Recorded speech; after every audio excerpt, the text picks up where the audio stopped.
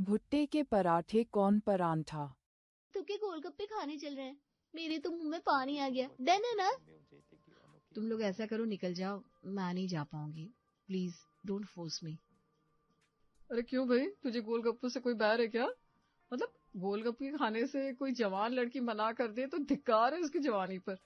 तुझे पता है ना, लड़कियों का पहला प्यार चाट की दुकान होती है, बाकी सब तो किताबी बातें हैं। अरे बस बस, कितनी नौटंकी करती है यार तू। मैंने कब कहा कि मुझे चाट पसंद नहीं है? बस आज नहीं चल पाऊंगी, इतनी सी बात है। समझा करो गाइस, इसकी वो आती ही होंगी। देख नहीं रहे हो कैसे बेचैन होकर हाथों की उंगलियां आपस में रगड़ रही है। नजर रास्ते पे है और हमारी बातें तो ये बस ऊपर के मन से सुन रही है। ठीक है भाई, जब सज्जन जी जान हथेली पर लिए घूम रहे हो तो ये नाची सहेलियां किस खेत की मूली है। संध्या की बात सुनकर अब तो कोचिंग के बाहर खड़ी सारी लड़कियां खिलखिलाकर हंस देती है और पूजा का चेहरा शर्म से लाल हो जाता है। बहुत बकवास करने लगी हो तुम। कहाँ से लाती हो ये सब फालतू की बातें अपने दिमाग में? ये लो भाई, ये हर रोज बाइक पर बैठकर आंखें लड़ाती घूम रही है और हमारा बातें करना भी गुनाह हो रहा है। पागल हो तुम सबकी सब, ऐसा कुछ भी नहीं है जैसा तुम सोच रही हो।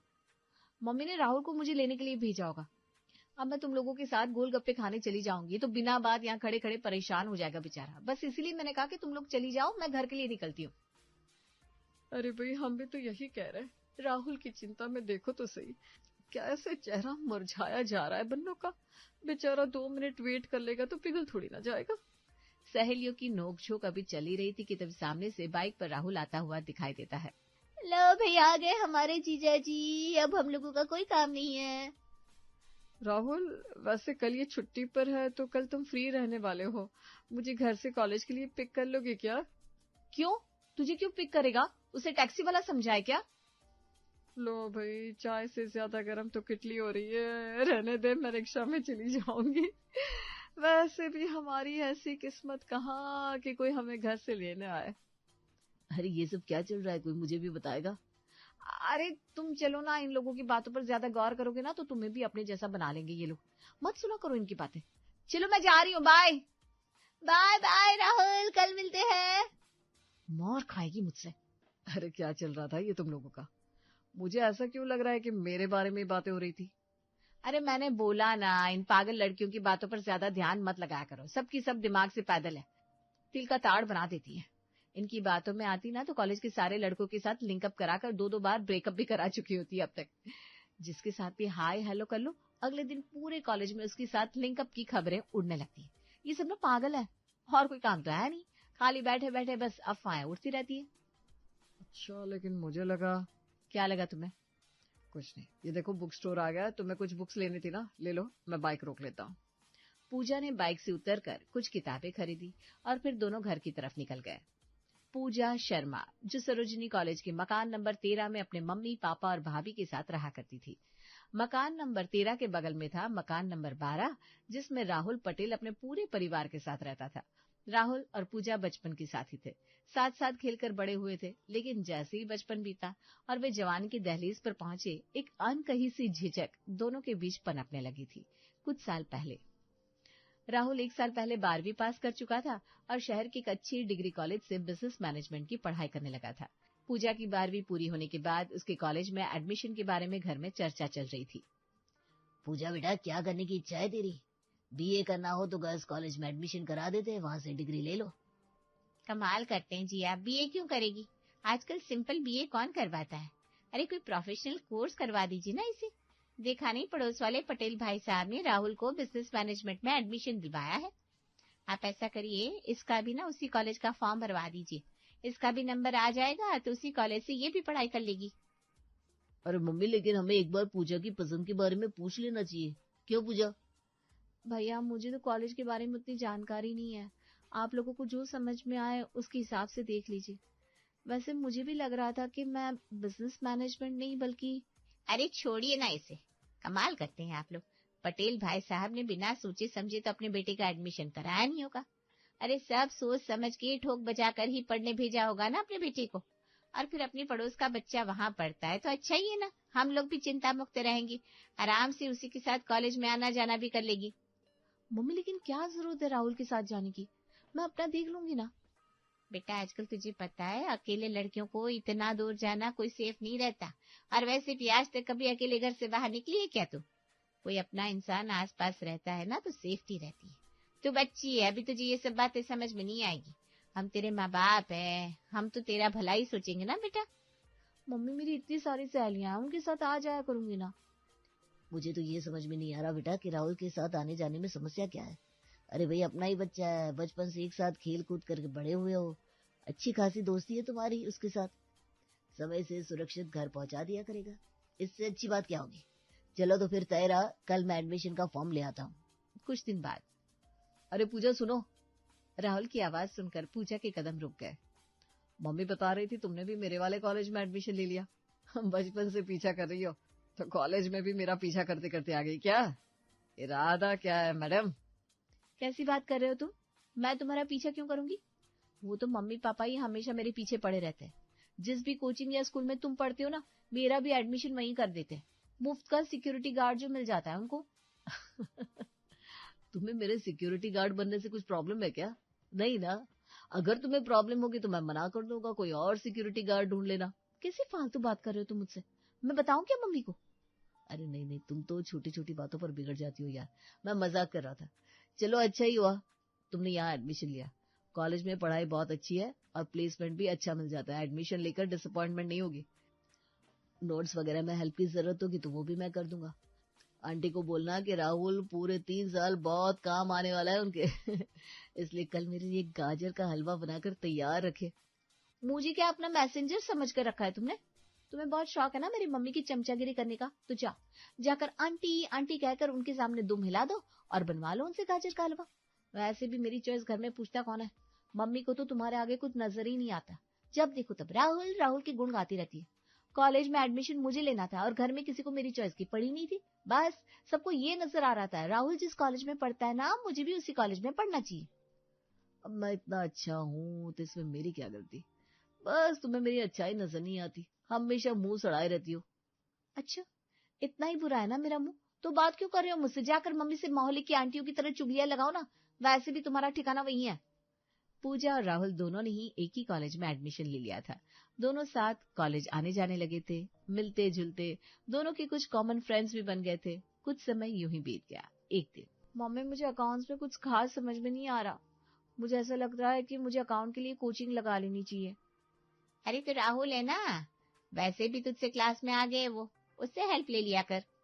मम्मी ऐसे काम नहीं चलेगा, मुझे प्रॉपर कोचिंग की जरूरत है। और वो कितना टाइम देगा मुझे? अपनी पढ़ाई भी तो होगी ना उसकी।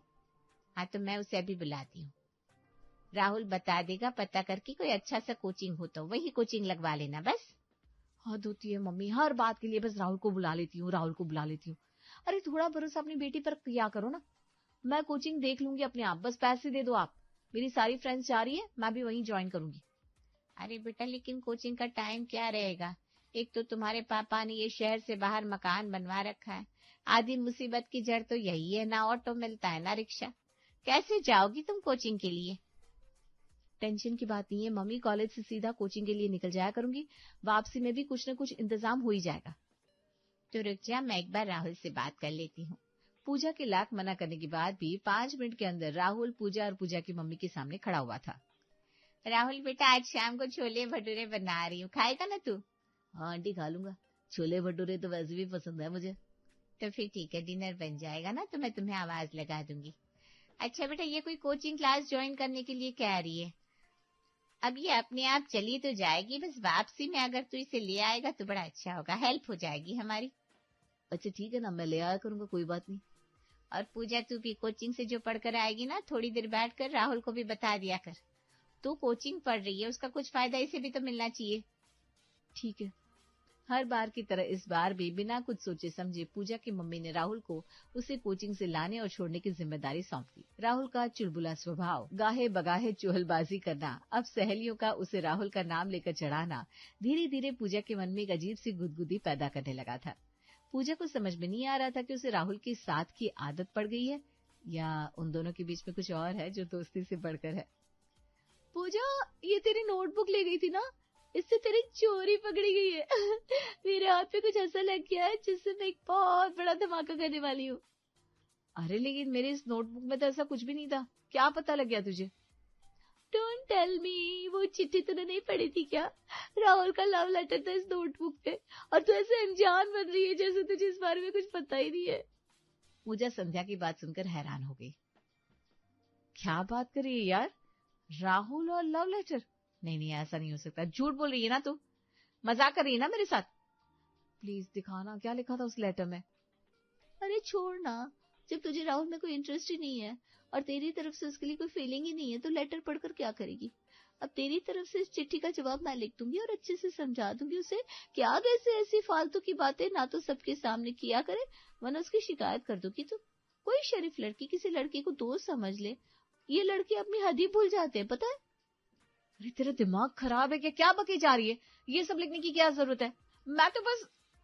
मैं तो अपनी बात पूरी कर दे। मैं तो खुद उससे बहुत प्यार करती हूँ, यही बोलने वाली थी ना तू? और कब से उसकी हाँ का इंतजार कर रही हूँ, यही ना? तो वो लेटर मुझे देना प्लीज, मुझे राहुल से अकेले में कुछ बात करनी है। मैं तुझे वो लेटर तब तक नहीं देने वाली जब तक तू अपने दिल की बात मुझे बता नहीं देती। तो तेरा जवाब हाँ होगा या ना? वो जवाब आज मुझे अभी और इसी वक्त बताएगी, और मुझे पता तो होना चाहिए ना हमारी हीरोइन हीरो को क्या जवाब देने वाली है। ऑब्वियसली यार, मैं भी प्यार करती हूँ उससे, लेकिन मुझे कुछ समझ में नहीं आ रहा। मुझे उसके साथ टाइम बिताना अच्छा लगता है, वो मेरे आसपास नहीं होता ना तो मुझे अजीब सी बेचैनी होने लगती है। उसके आगे और कुछ भी इम्पोर्टेंट नहीं लगता। लेकिन मुझे समझ में नहीं आ रहा कि ये प्यार है या कुछ और, क्योंकि आज से पहले उसने ऐसी कोई बात मुझसे कभी नहीं की। हम बचपन से एक दूसरे के साथ है, लेकिन समझ में नहीं आया कि ये फीलिंग कब आई, कैसे आई और अब आगे क्या होगा। इसी बात पर ले पढ़ ले राहुल का लव लेटर। संध्या लेटर पूजा के हाथ में थामती है। पूजा बेचैनी से कागज को खोलती है और देखती है कि वो तो एक कोरा कागज था। ये कैसा मजाक है संध्या, इस कागज पर तो कुछ नहीं लिखा है, ये कोरा कागज है। राहुल का लेटर कहाँ है? अरे पूजा मैडम, राहुल को अपने दिल की बात बताने के लिए कोई लेटर लिखने की जरूरत नहीं है, उसकी शक्ल पर लिखा हुआ है सब, बस तुझे समझ में नहीं आ रहा। पूरा कॉलेज जानता है यार, उसकी फीलिंग उसकी आंखों से नजर आती है, और फीलिंग्स तो हमें तेरे चेहरे पर भी नजर आती थी, लेकिन तेरे मुंह से सुनना चाहते थे। इसके लिए हम सब दोस्तों ने मिलकर ये सारा खेल रचा था। अब मैं राहुल को सब बता दूंगी।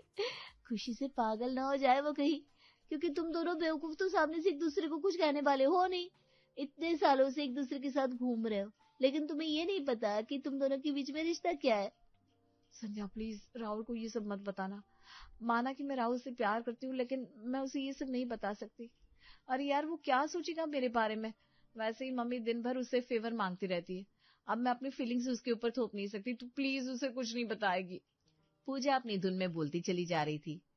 जैसे उसने पलटकर पीछे देखा तो वहां राहुल खड़ा था और उसने पहले ही सब कुछ सुन लिया था। तुम प्लीज ये सब भूल जाओ, ये सब ना इस संध्या की वजह से हुआ है। पता नहीं ये क्या क्या चाल चलती रहती है।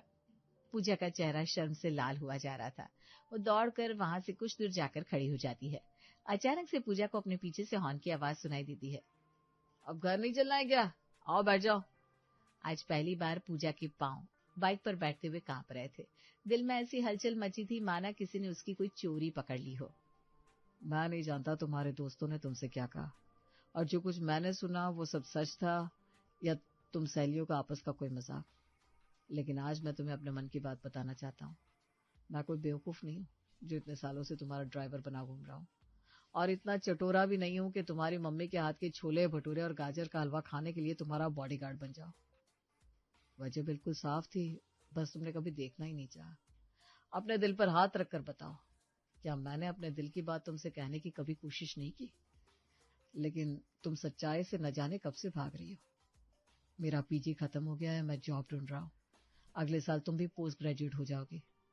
अब हम बच्चे नहीं रहे पूजा, आधी जिंदगी एक दूसरे के साथ बिताई हमने। जितना हम एक दूसरे को समझते ना, मुझे नहीं लगता हम चाहकर भी किसी और को इस तरह समझ पाएंगे। तुम्हें मार्केट लेकर जाना, तुम्हारी शॉपिंग, पढ़ाई, कोचिंग, कॉलेज, सबकी जिम्मेदारी मैंने उठाई, क्योंकि तुम्हें दिल से अपना समझता हूँ। आई लव यू पूजा। आज से नहीं, पता नहीं कब से। जब प्यार का मतलब जाना था तब से सिर्फ तुम्हें ही चाहा है। कहो तो ये सब कागज पर लिख कर दे दो। जो फीलिंग्स तुम्हारे अंदर है ना राहुल, बरसों से वही फीलिंग्स मेरे अंदर भी है। मैं हमेशा तुम्हारे साथ कहीं भी जाने से बचती रही, मम्मी से झगड़ा किया, पापा से ऊंची आवाज में बात की, क्योंकि मैं अपनी फीलिंग्स को खुद पर हावी नहीं होना देना चाहती थी। इसीलिए बचती थी तुम्हारे सामने आने से। लेकिन ना मेरे घर वालों ने मेरी सुनी और ना किस्मत ने।